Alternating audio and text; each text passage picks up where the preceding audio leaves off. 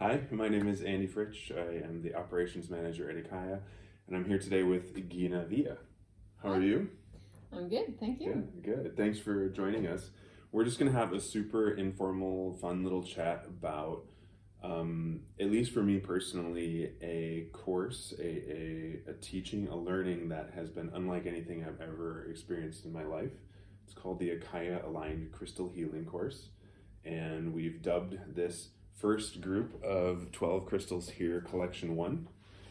And we are having a little chat because, well, one reason is because we have Collection 2, a whole new group of 12 crystals coming in May, on the 5th of May, 2021. But I especially invited Gina to come in today because I'm going to just say for myself, Gina shared with our group on Facebook the most precise and beautiful and complete description of her experience and journey and growth with these crystals and the teachings. And so I just wanted to invite you in because the level of precision that you've managed to capture in communicating your experience is really quite unique. So I don't want you to necessarily try to quote yourself or anything. It's more to speak from your heart and and what comes through. But let's just start by asking you generally. We're in crystal number 9, which happens to be yes, Moonstone. So we've worked with 9 different crystals, starting our 10th one next week, which is a surprise. And so how, and it turned out to be more than 9 months, both because of summertime, but also the coronavirus situation. We had some more time with a few of the crystals. So it's been a bit more than 9 months. But yeah, tell me generally about your experience with these amazing IKYA Aligned Gemstones. Yeah. Well, thanks for having me, and thanks for letting me speak about these beautiful stones, which I find to be so transformational on all levels, really. And I guess first of all, it's like shedding layers of stories and patterns and DNA programmings and starting to learn, I guess, the cycle of how that happens. So basically this course is peeling an onion? Yep, and the onion is me, or like everyone in the course. And do you cry as much as one might by peeling an onion? Sure. But I think I find that I cry less now with the course than I used to, because I don't believe in those stories as much. So there is actually less to cry about.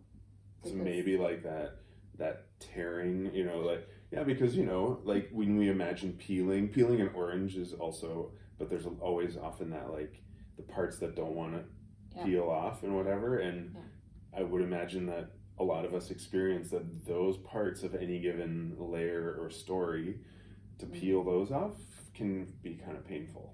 But maybe what you're explaining is it's not as painful anymore as it used to be. It is still challenging, but I'm starting to understand more of this principle that if you are willing to let go, these crystals and I guess the team connected to them, and also IKYA working with us all the time, if you allow that assistance and that process of letting go, it kind of comes up easier than if you were to tear it off yourself. Well, that was part of your sharing that I found particularly compelling, that you were able to put words to the sort of live experience of assistance. Can you talk a little bit more? What does that mean? It's one thing with IKYA, who is in the form of a man who speaks to us and things, but what about these crystals and the gemstone guardians behind them? How have you experienced that assistance? Right. Well, for some, I guess it's a direct communication with the Deva or the guardian of the stone. For me, it takes the form that more than a dialogue with a life form or a consciousness that I cannot directly observe. It's more like information on how to interpret things in life, how to learn from the situations that I'm in, and how life kind of projects itself around me, because it's really all about me, and it's really all a learning arena. So I guess it both comes in the form of communication, whereas I see myself in a situation. It could be a past situation, something that has already happened, where I just see how I was assisted, how I was trained by someone, or our group, or I don't know. It could be whatever in that situation, really, where I have now more this ability to see myself as a vehicle for my soul, and I'm set in these situations to experience something. So I guess what you're referring to is me sharing about my previous job. Well, that was the most specific sort of experience that you shared. Whereas I now, with the crystal assistance, can see how I have been trained in understanding principles that are really natural. But whereas I was part of this societal consciousness, this understanding that has a certain way of interpreting gender roles, where we see some characteristics as masculine and some other characteristics as feminine, and we worked with the Moonstone, which is really about the feminine and how the feminine makes decisions, and is really a very creative source for putting things into practice and determining what is really to manifest and how to use the resources that are available. Yep. Whereas I had been, as a female leader in my previous job, encouraged to do just that, and I understood this as a very masculine job and very masculine expression and very masculine task to take on, and was continuously wondering, why does this man ask of me to do these quote unquote masculine things? Yeah, exactly. And then with the teachings and the Moonstone, I have just seen that that is what I'm here to do.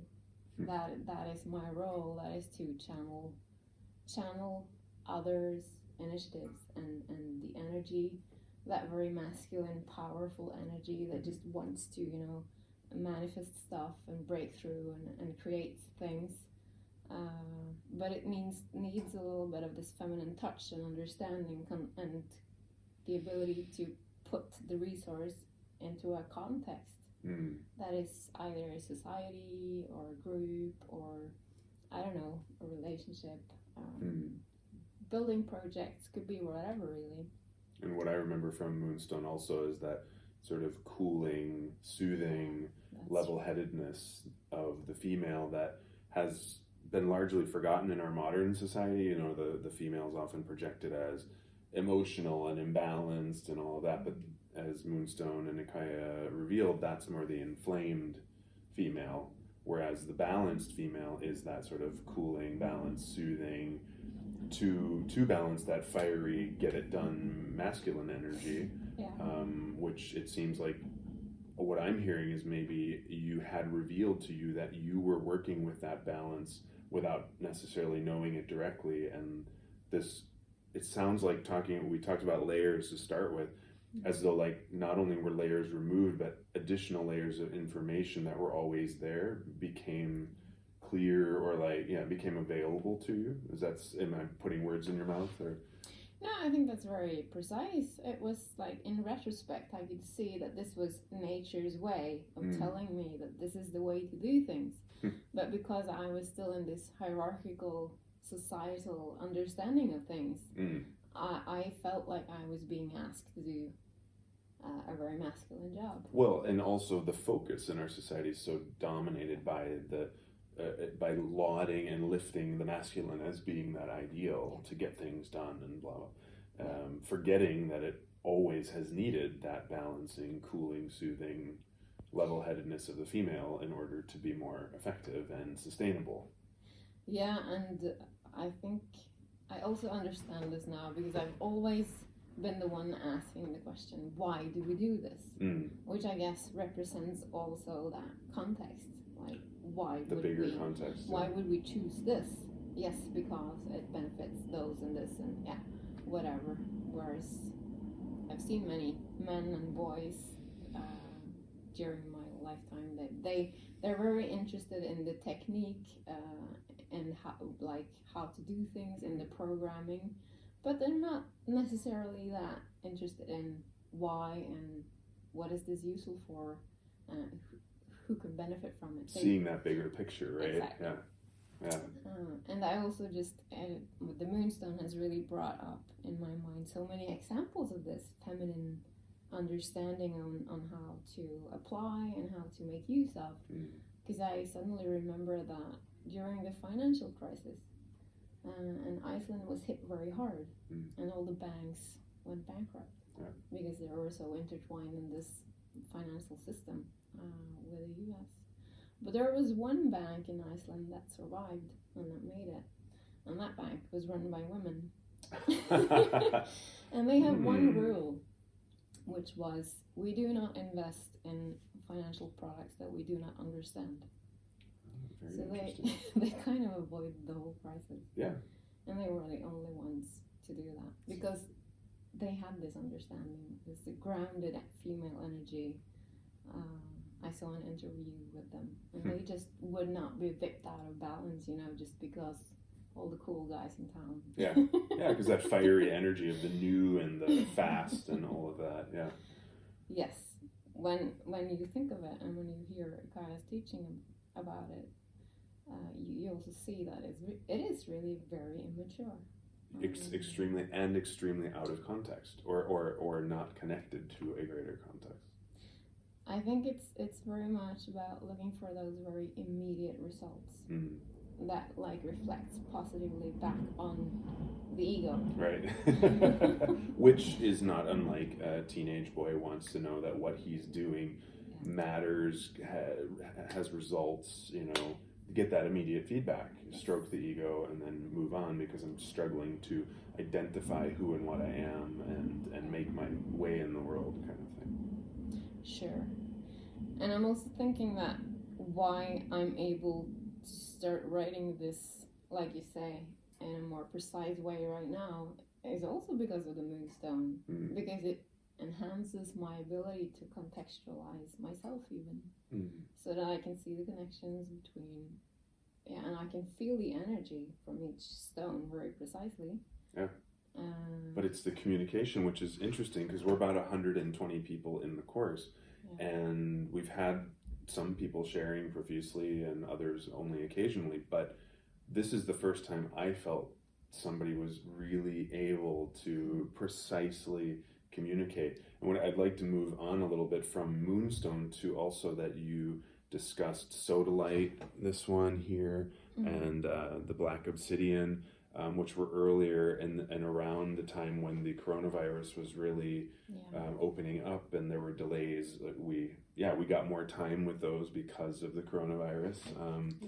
But for those who haven't been in the course, it's also to assist you in understanding that this is a journey of learning and growth and understanding. So I'd like you to speak a little bit to, you also were able to describe, I remember especially those two, sodalite and obsidian. Tell me a little bit more about the path, the journey, the development as you've been able to see it and understand it now. Yeah. It was interesting because for me this journey, it really started with the amethyst, where I wasn't part Which was the first crystal. Yeah, that was the first. I wasn't part of that course yet at that point. I came in with the yellow aventurine, and it's funny because the day after we were given the yellow aventurine and we had the first teaching, the society just closed down because of Corona. And it's a funny thing because I remember the kind of topic for the yellow aventurine was shifting the perspective from I to we. And it's interesting because the day after you were like kind of sent into solitude. But into solitude, but in a collective project. Definitely. To protect each other and try to figure out how to handle this together. Definitely. Which is an interesting contrast, yeah. Yes. So that's where it started for me, and I remember the aventurine was this very, very clear, extremely loving energy, but quite brutal in a way. I guess that was because I had a lot of resistance to that kind of love. So kind of that peeling, you were a bit more attached to that layer. I guess it was also a very hard layer. Yeah. I'm getting images of cement and this iron arm ring inside the cement, just cracking open. Solid. That was quite like breaking through cement. But you're mentioning the sodalite, and I guess that's the first stone where I started to see this process was actually manifesting new things in my life. And what it manifested or what it made available to me was this clarity at that point. I guess we were in May, in my job, because I started a new job last January. And it's in a field where I have never worked. It's the art scene, the performing art scene. I work for a dancers organization. We've been talking about going public for quite a while to be more part of the media, news pictures. The public discourse around the arts, Exactly. And I remember I was quite emotionally unbalanced at that time. And it was hard to focus in that sphere or in that arena.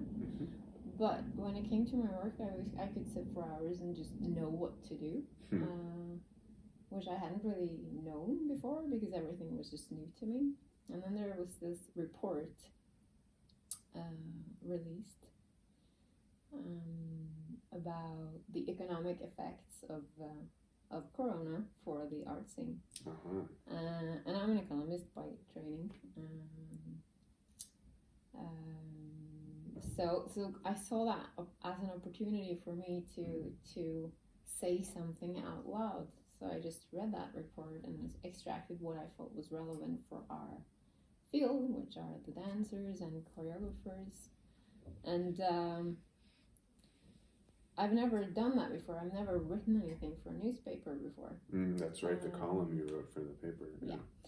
So I just decided I'm going to do that. And I've had this reluctancy to call people I haven't known to ask for advice. I don't think you're alone in that. Yeah. But all of a sudden that wasn't that much of a deal anymore. So I could just I started to ask around in a way I hadn't done before. Okay. Because somehow the sodalite had brought in a clarity, at least in that arena, which was new to me. So it was like, I'm going to write this article. Okay, I'm going to just ask someone who has done this before, what's the optimal outcome and how do I do this? So I just called a political advisor in another arts organization. But somebody you didn't know, which would have been... I met her once before. But still, an old pattern would have been to be quite reluctant to make that call. An old pattern would have been to think, I'm going to do this myself. Okay, yeah, right. I don't need any help. I'm going to figure my way through this maze and not reveal anything until it goes well. Okay. I can relate to that. Yeah. But then I could just pick, because until that point I felt I don't know what I'm talking about. I don't know this cultural scene at all. I've been here for 2.5 months. whereas that blockage just seemed to have dissolved. Fascinating. And I could just make that call, and it was like calling an old stranger, and I know an old friend, and just like, how do I do this? How does it work? What do I want to achieve? And she gave me a recipe. So, it was for me to write a chronicle, and I did that. I had already done that at that point, but she also said that you also really want the newspaper to make an own article on this topic. Right, because yours would be more of almost an opinion piece in a way, but then they would try to write a more journalistic. Exactly. Yeah. So that meant I had to contact both like the department in the newspaper for the chronicles, because that's the different part, and a cultural journalist. So I just did that, and they would actually coordinate. And I was thinking, I'm just gonna do this for fun because I've never written anything for newspapers, so it's probably not gonna go through.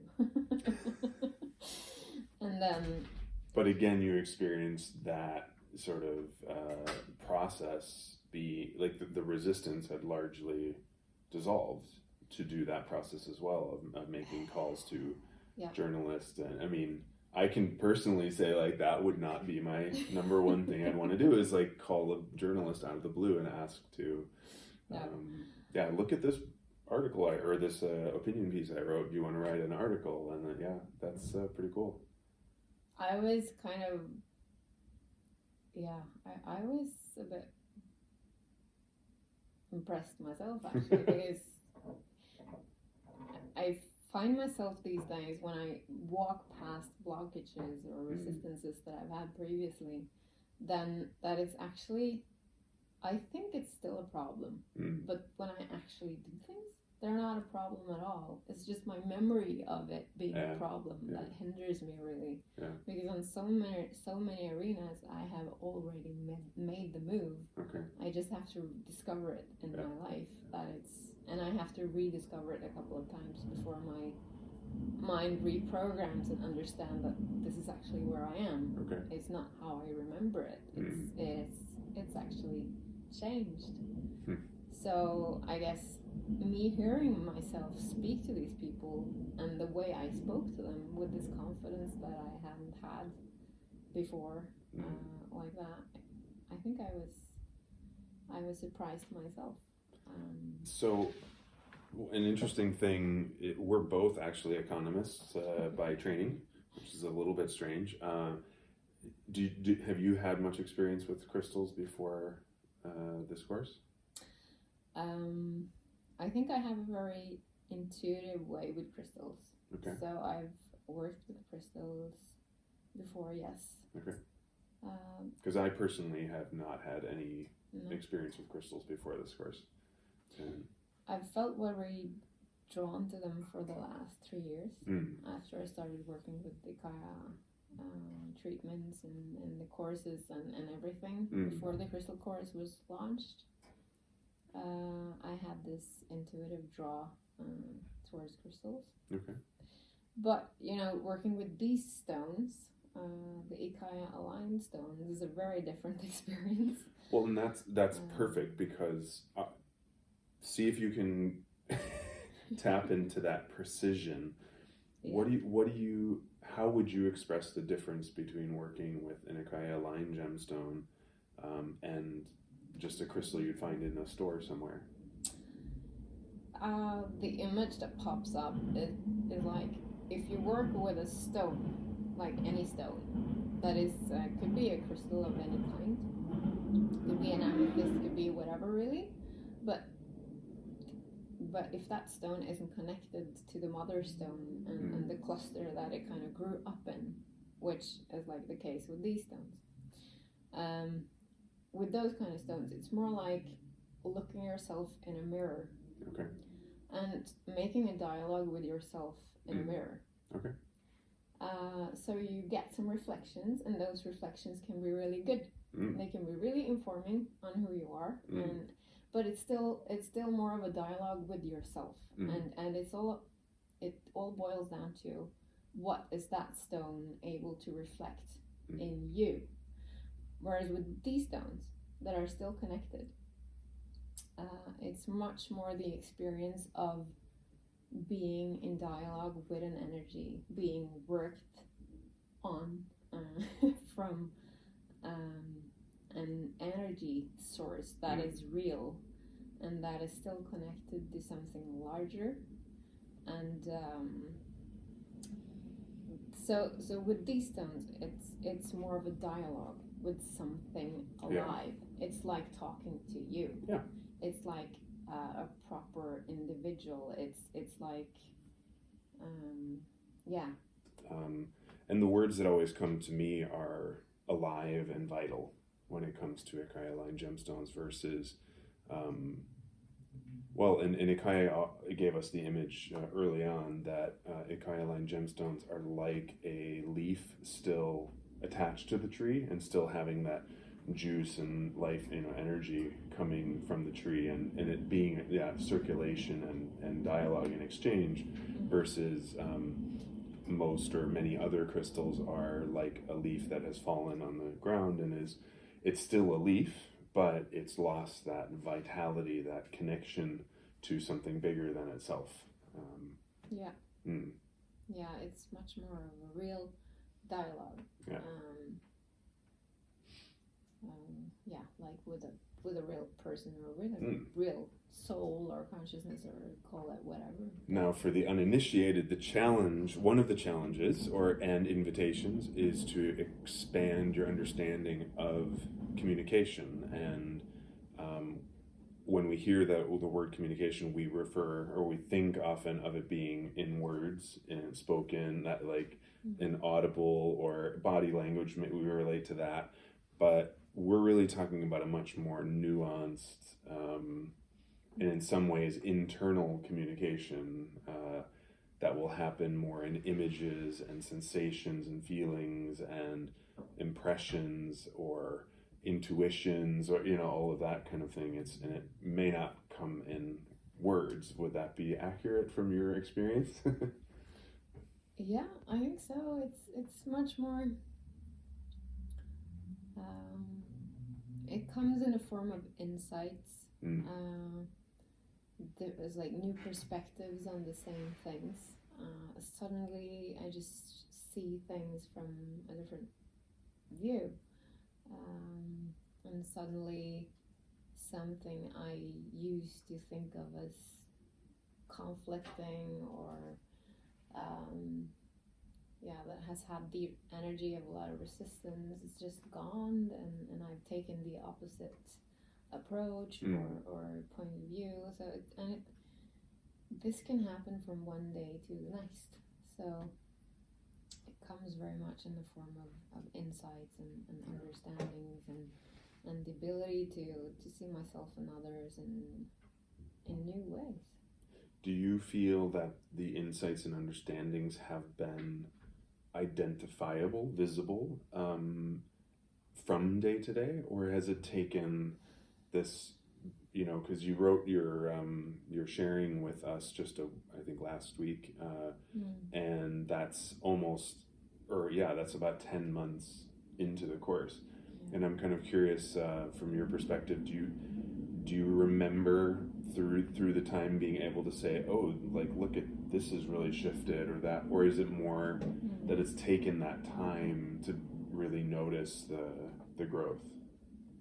I think it's both. I think with the sodalite and what we just talked about, that experience, I remember thinking about it at the moment, like I really have to communicate this to the Crystal Course group, because this is something I experienced. Like, I felt it already then, being very related to the sodalite and that clarity and everything that stone represents. But I wasn't quite sure,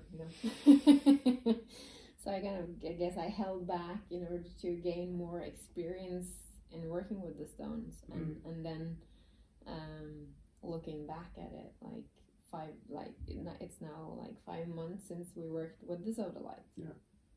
And seeing the journey from the sodalite until now, I guess is what I needed to gain that certainty that that was actually happening and that it was actually real, and it was like the solar light was actually the source of that clarity, because I've had similar experiences, but in other areas with new stones, So it repeats itself. This learning process, these new things, these insights, this seeing myself in a bigger picture keeps happening. So I guess it was my way of reassuring myself that it actually came from that stone. Yeah.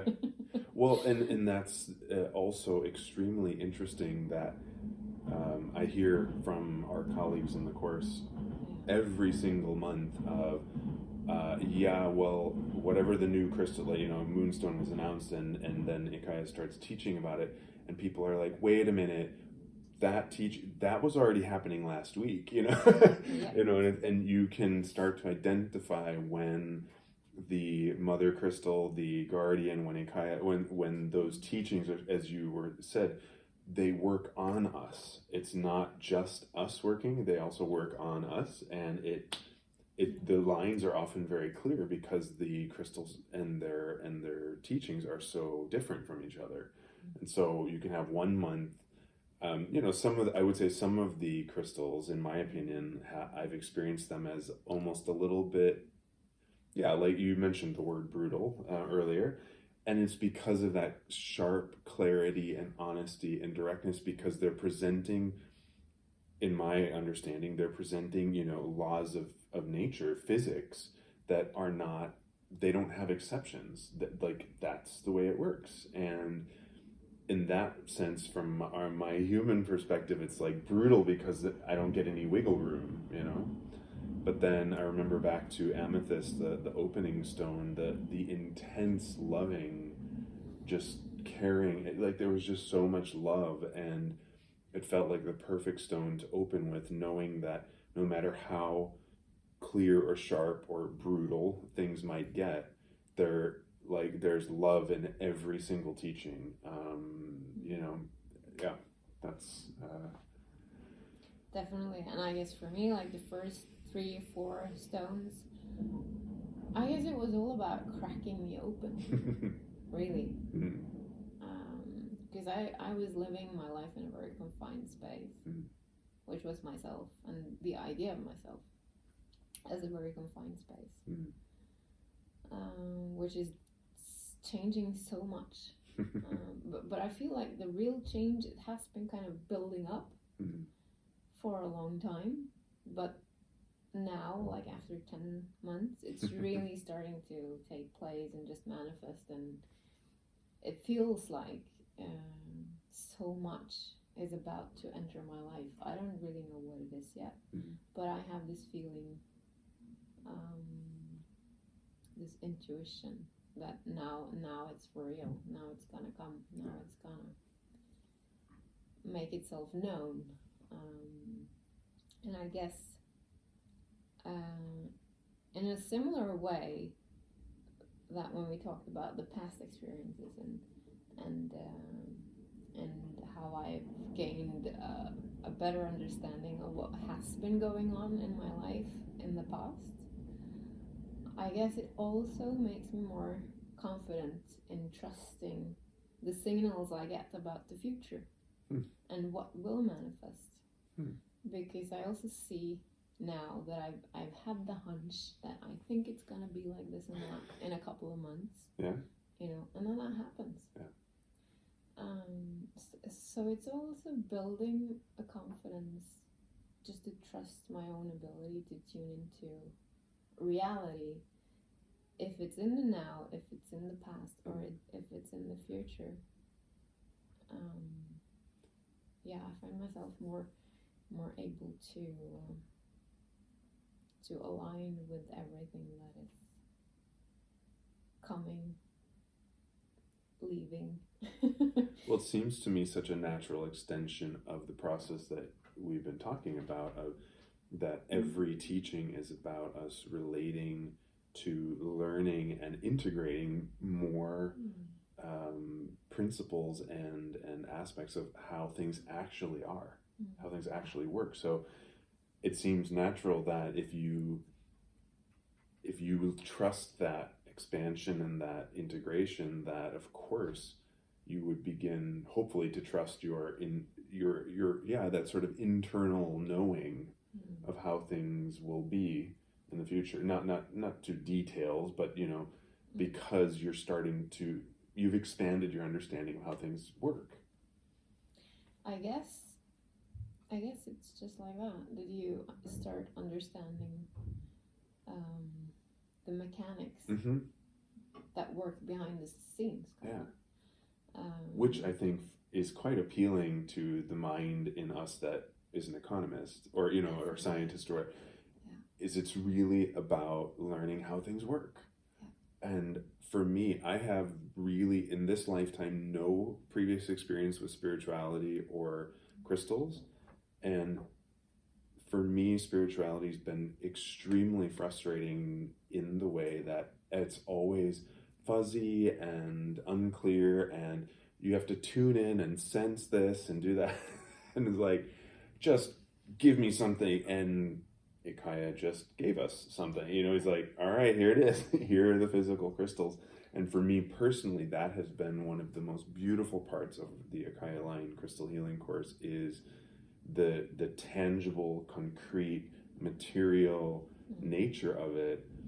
I have my crystal on my bedstand, or my next to me at night, or in my bed, or in my bag, or next to me while I'm working, or and it's just so much more tangible, touchable, feel, for me at least.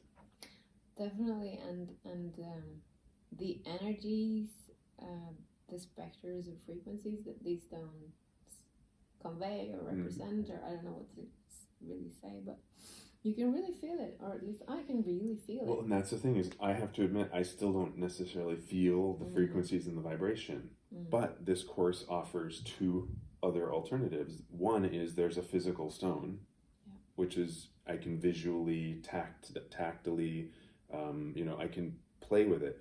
But the other is, and this is what you wrote about, is that the teaching plays out in your life. So I can watch these principles that I'm studying play, like I can watch, like, oh, here it is, they're setting me up, like it's like a lesson gets set up to study exactly that principle, and everybody and everything around me is aligning to help me study exactly that. It's kind of fascinating. Definitely. Whereas for me, it's back to what we talked about, the ability to just hitchhike and let it flow through, so that past experiences and understandings just peel off. For me, it's actually a very physical experience. When I hold these stones, processes in my body will just unfold at a pace and in a way I haven't experienced before. And it's very stones. They don't ask permissions. They just go right in. They just do their work and do the job. So it's for me it's also a very physical experience. Can I ask about that, because what arose is in the IKYA Aligned Crystal Healing course, and with IKYA Aligned Gemstones in general, you have the option and to choose to have the crystals aligned personally to your karma, to your DNA, in a sense, to your life journey. And both you and I have our IKYA Aligned Gemstones personally aligned. Now, you have some other IKYA Aligned Gemstones. Have you had all of them personally aligned? No. Are you able today, I'm going to put you on the spot, can you put words to the difference when you personally align a crystal to your karma versus not? There is such a difference between those two options that you describe. When they're not aligned, not me, personally aligned, to me, when they're not aligned to my DNA and my personal process. When I first get them, it's like they start working immediately.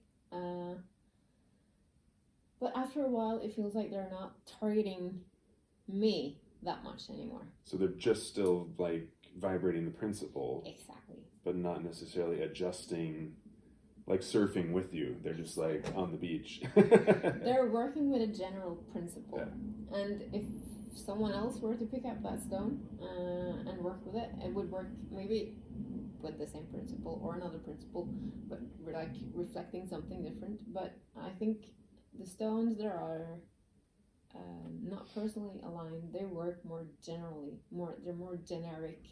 Yeah, which is why IKYA therapists and other therapists will often then, when they get IKYA Aligned Gemstones, they choose not to personally align them so they can represent that principle generally and be used for any client in therapy. Yeah. So then these ones that are personally aligned to your karma, what happens? It is like they are, that's more like a friend who knows me. And that will move and travel with me. Or as a organ of your body, the way IKYA talks about it. You get 12 vibrational organs. Yeah. It's more a permanent relationship, and it is so much more targeted. And well, it seemed it's funny, the image of like generally IKYA Aligned Gemstones when you're surfing, they're on the beach, like, you know, vibrating a principle, but if they're personally aligned, they're on the surfboard with me. they're doing my dance with me. Yeah, definitely. So there's such a difference. And you know, it's like they're so specifically targeted at assisting you in exactly that point. And when that point shifts into something else, it's like an intelligence almost. They will follow you until the next. They pivot and Whereas the stones that aren't personally aligned, they don't seem able to do that same movement. Vital and pulsing and all of that, but more general, more fascinating. It's amazing. So for the uninitiated to crystals, but also to those who you think you worked with crystals your whole life, you think you know crystals, like until you play with IKYA Aligned Gemstones that are personally aligned to your karma and that are presented in the way that they are in this course, where teachings that have never been presented on the planet before, aspects and themes and principles from each of the guardians that in a way we as humans haven't been mature enough yet to receive until today. And I know for me personally, I am extremely grateful and humbled by the opportunity to be among the first people on the planet to work with these principles, these teachings, and then therefore be in a sense pioneers and hopefully, you know, be vibrating and our understanding and as far as we get in our learning for everybody else as well around us. It's kind of crazy because it's so sci-fi and so natural at the same time. Yeah. Because it's like, what if you have this little ball of energy that could direct you in your life, like you see in sci-fi movies, and there they are. Yeah. In a shape that is very recognizable, in a material that is very recognizable, but then giving you an effect and an experience that you never had before. Yeah. And it's like sci-fi becoming real, and when it becomes real, it's the most natural thing in the world. It's what I guess I've always dreamt of. And there it was. There they are. So I just want to say thank you so much for taking the time to talk with me and you guys. And we're going to put this out on IKYA Tube and share with everybody. Again, my name is Andy and this is Gina, and we're just 2 among the 120 in the course. And all around the world, from New Zealand to Costa Rica to the United States. We're here in Norway. And the crystals around the planet are they're in on the game. And basically I just really hope that more people have the opportunity, because the next 12 crystals in collection 2, which starts on the 5th of May, are going to be also amazing.